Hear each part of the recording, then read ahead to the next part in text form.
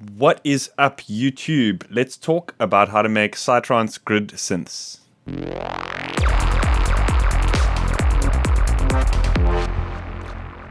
So I'm going to show you guys a quick and easy tip that I use for creating different sort of grid rhythms and patterns. For those of you that are not sure what I'm talking about but are familiar with the Psytrance genre, then just keep watching and you'll see what I'm talking about. It is quite well used within subgenres across the Psytrance spectrum, so check it out. I'm sure you guys will find it helpful. So usually what I do is depending on the style of the track or depending on what I'm looking for, I'll either sort of record in a rhythm MIDI pattern and then work from there, or I've actually got a sort of bank of like pre-recorded stuff, a couple of like MIDI patterns that I kind of know work with the grid.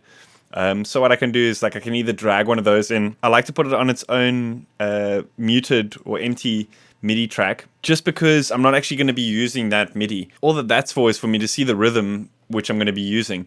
And then I'm going to kind of create sounds specifically for this track and then lay them out on that rhythm. So if we open up an instance of Serum and transpose it to the key of the track that we're working in, then simply all we need to do is kind of cycle through some presets, find the one that we want, and trigger a C, and it'll be playing the key of the track that we're working in.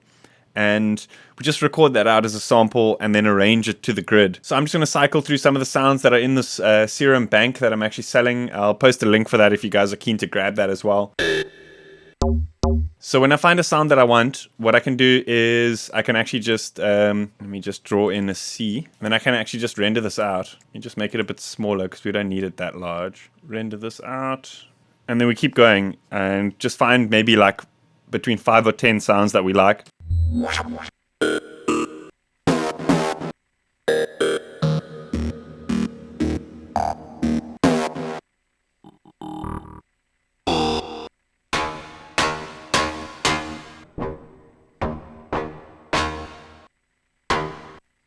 So this sound has two different sort of sounds at different velocities. So what I'm going to do is I'm going to bounce out both as different samples. So let's just bounce out the first like full velocity, and we'll bounce out the second one like half velocity sound.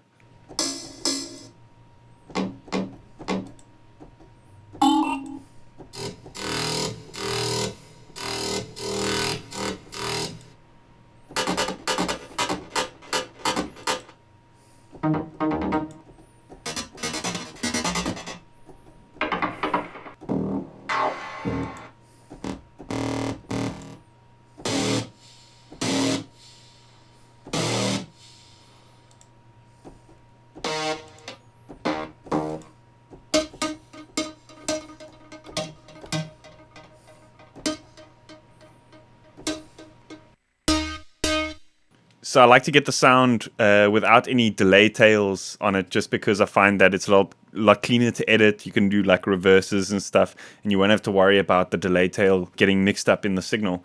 And you can always add that as an effect later if you want. So I usually leave the reverbs and stuff like that, but I always remove delays if they are on a sound like this when I'm doing these sort of grid type stuff.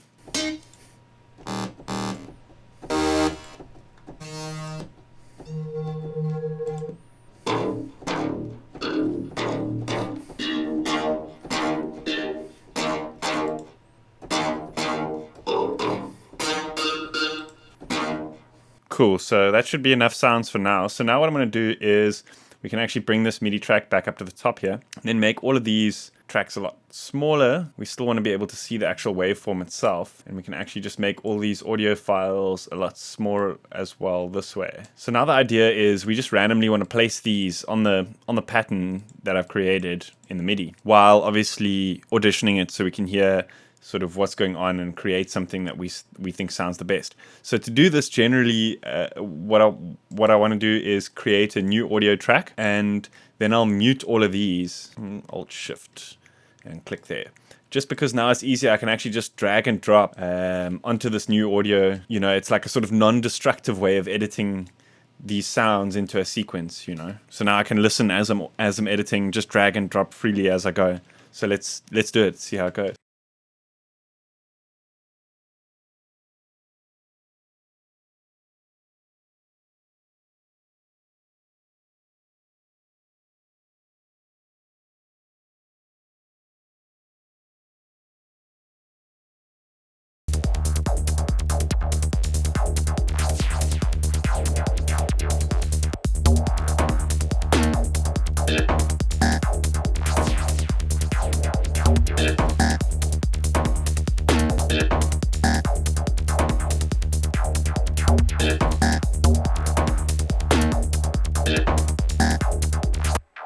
So I'll definitely want to put an EQ on these because there's a lot of low end coming through. So let's say at like 250.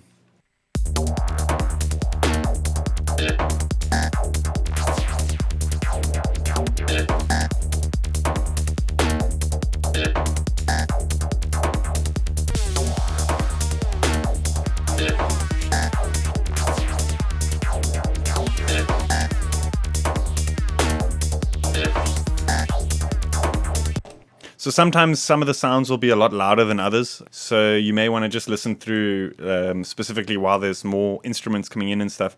You may just want to listen through and just make sure that some of them aren't sticking out a lot more than others.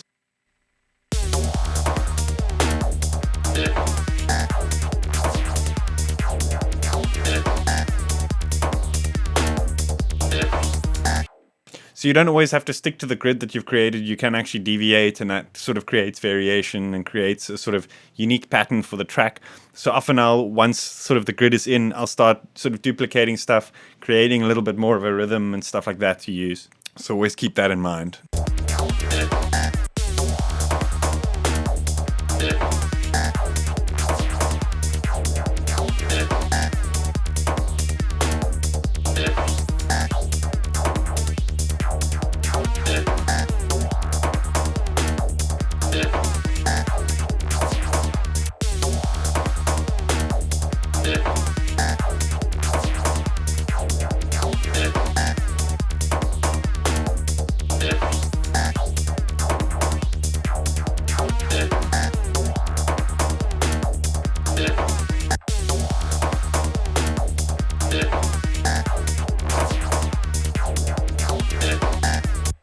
It's also nice sometimes to do some, to reverse some of the samples to create some different rhythms and variations and stuff. And that's what I've done over here. And I actually just want to duplicate it for, I think it's this section over here, this section over here.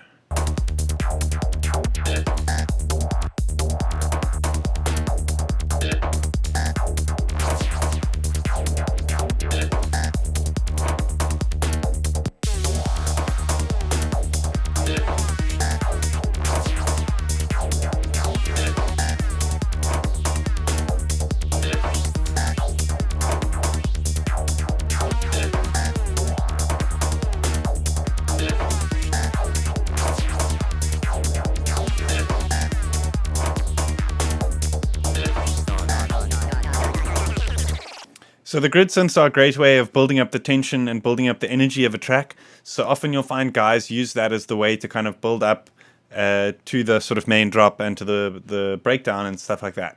So what you can do is you can kind of use that as the way to build it up as well, you know, by duplicating backwards and slowly removing pieces bit by bit as you want, or adding effects to certain elements and stuff like that.